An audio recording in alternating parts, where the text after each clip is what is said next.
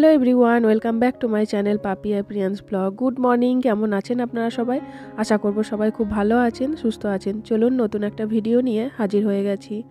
আর আজকে আমার মনটা ঠিকঠাক ভালো নেই। যে হয় না, এক একদিন বাবার কথা খুব মনে পড়ে, আর সেই দিনটা সারা দিন যেন মনে হয় বসে বসে কান্দি, অন্য কিছুই ভালো লাগে না। মনে তো সবসময়ই থাকে, প্রত্যেক দিনই থাকে, কিন্তু এক একদিন হয় না যে মনটা খুবই খারাপ করে ওঠে। তো সেই রকমই আজকের দিনটা। আমি যখন ভিডিওটা এডিট করছিলাম তার কিছুক্ষণ আগেই আমার বাবার কথা হঠাৎ করে মনে পড়ে গেল। বাবা চলে যাওয়ার কয়েকটা দিন আগেকার কথাগুলো মনে পড়ে গেল। আমার বাড়িতে আমি ঘুরতে যেদিকেই তাকাই না কেন সবসময় মনে হয় যেন বাবা এখানে হয়তো বসে আছে, বাবা এই করতো, বাবা ওই করতো। তো এই সব জিনিসগুলো যখন মনে পড়ে না, বুকের ভেতর যেন আগুন জ্বলে ওঠে। মনে হয় এই আগুন নেভাবো কী করে, কিন্তু সেই ঠিক নিজেকেই নেভাতে হয়। সেই আগুনের মধ্যে দিয়েই নিজেকে চলতে হয়, আর সেই আগুনটা নিজেকেই নেভাতে হয়। কারণ ভগবান অলরেডি আমাকে শক্ত করে পাঠিয়ে দিয়েছে। আগে আমাকে শক্ত বানিয়েছে, তারপর পৃথিবীতে পাঠিয়েছে। আর সময়ের জন্য সব কিছু লিখে রেখেছে যে এই সময়ে এই হবে, আর আমাকে সব কিছু সহ্য করতে হবে। তাই সত্যি বলতে এখন আর ভগবানের কাছে কিছু চাই না, আর কিছু চাওয়া পাওয়ার কিছু নেই।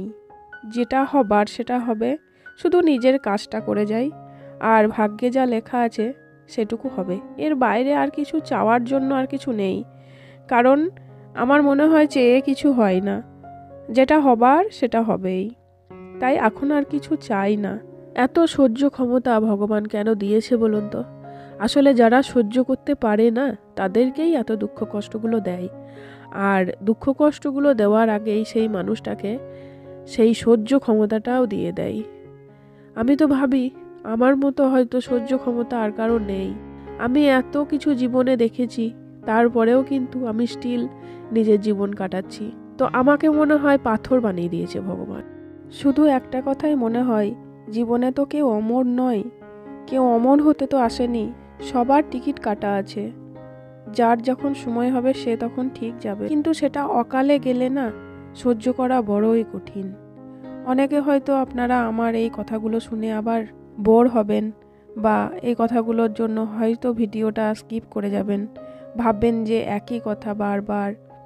কি বলুন তো, না বলে না থাকতে পারলাম না, কারণ এক একদিন না মনটা খুব খারাপ করে ওঠে, সেই জন্য আপনাদের সাথে শেয়ার না করে থাকতে পারি না। তাই আজও কিন্তু আবার এই কথাগুলো তুললাম। আর এই কদিন আমি কিন্তু ঠিক ভিডিও দিচ্ছিলাম, আমি কিন্তু এই নিয়ে কোনো কথা বলিনি, কিন্তু ওই যে মনটা আজকে খুবই খারাপ করে উঠলো। আর ঠিক আমি ভিডিওটা এডিট করার আগেই কিন্তু হঠাৎ করে বাবার কথাগুলো মনে পড়লো, আর মানে বুকটা পুরো কেঁপে উঠলো। আর যেহেতু আমাকে ভিডিওটা এডিট করতেই হতো, কারণ আমাকে পোস্ট করতে হবে, সেই জন্য তাই আজ কথাগুলো না বলেই আর থাকতে পারলাম না।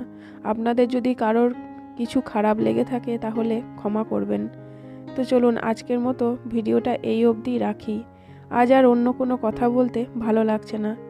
বাকি আবার পরের ভিডিওতে গল্প করব, আপনাদের সাথে অনেক কিছু আলোচনা করব। চলুন আজকের মতো এই অবধি রাখি ভিডিওটা। কেমন লাগলো অবশ্যই বলবেন। যদি কিছু ভালো লেগে থাকে তাহলে প্লিজ লাইক, কমেন্ট, শেয়ার করতে ভুলবেন না। চ্যানেলটা অবশ্যই সাবস্ক্রাইব করবেন। চলুন আজকের মতো আসি, আবার দেখা হচ্ছে পরের ভিডিওতে। ততক্ষণের জন্য সবাই সুস্থ থাকবেন, ভালো থাকবেন। টাটা।